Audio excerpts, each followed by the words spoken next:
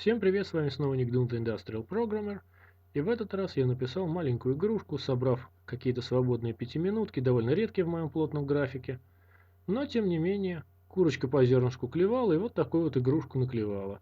Хотя заняло это, конечно, смехотворно длительный срок, но, тем не менее, вот она перед вами. Нехитрое название, называется она «Очередная игра «Собери по три» одинакового цвета». Название говорит само за себя и действительности вполне соответствует. Игра на двоих, один из игроков может быть ботом, то есть в принципе синглплеер вполне поддерживается. Управление выбирается из любых стандартных клавиш практически в разумных пределах довольно произвольно. Кастомизируется внешний вид, то есть можно на соответствующий цвет выбирать любой символ из стандартного символьного шрифта, давать ему соответственно произвольный цвет, задавать более-менее разумный произвольный цвет фона. На каждое основное действие можно тоже из стандартных звуков выбирать любой звук. Как вы, наверное, уже заметили, она вся собрана исключительно на стандартных диалогах, их звуках, их текстах. Такая вот своего рода современная псевдографика. Такая вот фишечка, которая мне показалась интересной, хотя была более трудоемкой в исполнении, чем нормальная графика. Игра поддерживает сеть, в том числе и TCP, и UDP. Ну, разные люди оказываются в разных ситуациях, так легче будет пробивать NAT. До начала игры можно задать положение игрового поля, как-то все это дело потом сохранить в излюбленные настройки, чтобы потом судорожно в процессе боя не позиционировать окошко. Ну и, собственно говоря, вот игра началась. На первый взгляд все как у всех. Яма, падают в направлении дна какие-то фигурки. Надо их поставить по три одинакового цвета. Не дать горе дорасти до потолка. Собирать их как-то там на дне. Но вот какая-то вот, наверное, необычная вещь вам уже показалась странной. Дна-то и нету. В общем, я немножечко переосмыслил идею такого рода игр. Я сделал некое подобие физики на клеточном автомате, и у нас нету никаких ям, а есть у нас некий набор стартовых клеток в центре, обладающий некоторыми свойствами. И два игрока с двух сторон играя и друг другу по мере сил как можно энергичнее мешая, манипулируют своими, так сказать, вброшенными троечками аналогичных клеток, заставляя их как-то друг с другом взаимодействовать. То, что кажется привычным для игр такого рода падением палки, на самом деле таковым не является.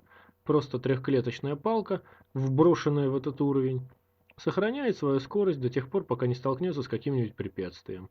Ну, осталась, конечно, небольшая условность в виде вот этого вот ускоренного падения, при помощи которого можно ее добить до какого-нибудь препятствия быстрее.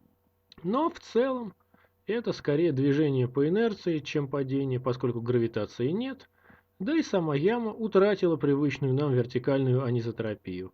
Проще говоря, верх у нее абсолютно тождествен низу. Единственная более-менее сохранившаяся анизотропия – это отличие вертикали от горизонтали. То есть в этом плане влево-вправо не тождественно верху-низу, физика тут немножечко отличается.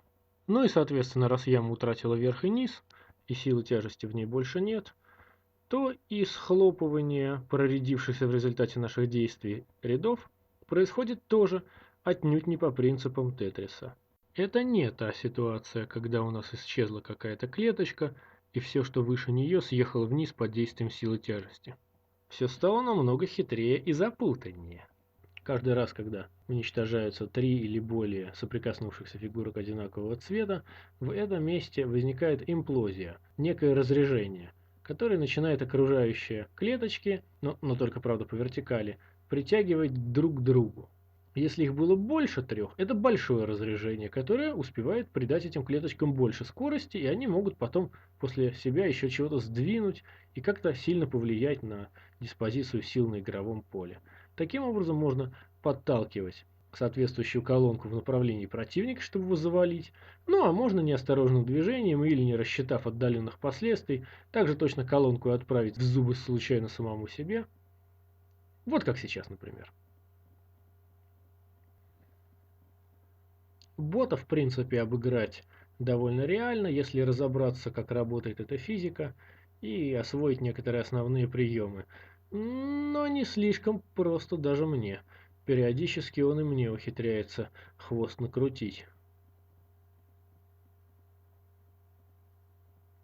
Иногда бот делает какие-то слишком смелые шаги, за которые его можно покарать, поймав за руку на своей половине поля и применив какой-нибудь контрход, который делает его планы фатальными для него же самого. Если гора достигла верха, вы проигрываете. Но есть и другие варианты проигрыша. Ну вот, например, если вам не удалось ни за что зацепиться и вы пролетаете мимо основной кучи клеток, вы проигрываете. Ну, зацепиться за что-то обычно сложно, потому что бот не дурак и всячески старается увертываться. Можно, но сложно. Так что на это я бы особо не рассчитывал. Скорее всего, бот увернется. Вот как сейчас. Выиграть только один способ. Заставить бота, ну или, соответственно, второго противника по сети или локального, проиграть. Можно играть на своего рода сплитскрине, точнее на двух окнах. Можно играть на одном окне, но тогда кто-то будет управлять снизу, а кто-то сверху. Кому как больше нравится. Среди, так сказать, моей скромной маленькой тестовой группы кому-то нравилось больше снизу управлять, кому-то больше нравилось сверху, для кого-то ближе логика Тетриса, а для кого-то ближе логика игры в городки. Если два разных вкуса вступают в конфликт друг с другом, то вот таким вот образом мы можем разрулить этот конфликт, каждому дав соответствующее игровое поле именно по его вкусу. Должен отметить, я пару раз успел пожалеть о своем забавном решении делать все это через стандартные диалоги и своего рода такую современную псевдографику, потому что в итоге это оказалось сложнее, чем считать нормальные тики и использовать нормальные средства вывода графики.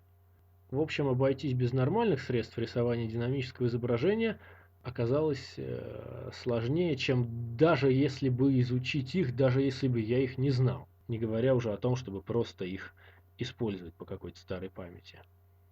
Но, тем не менее, мне это показалось интересным, и я решил довести задачу до конца просто из спортивных соображений. И это вроде бы получилось, несмотря на все то обилие смешных костылей, которые там при этом есть.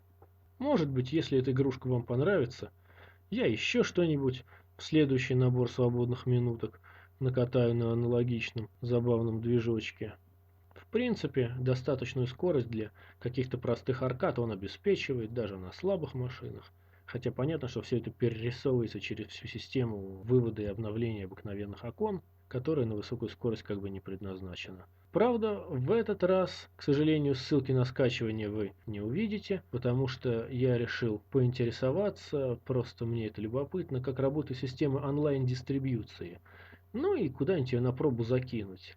Нет, конечно, я не рассчитываю с этого что-то поиметь. Времена этого жанра на PC давно прошли. Если бы я действительно рассчитывал что-то с этого поиметь, я такие игры уровня, извините за сравнение, Flappy Bird, конечно, начал бы писать для мобильной платформы. Но поскольку интерес был из категории простого детского любопытства, то, соответственно, получилось то, что получилось. За сим всем пока. С вами был Ник Дун, The Industrial Programmer.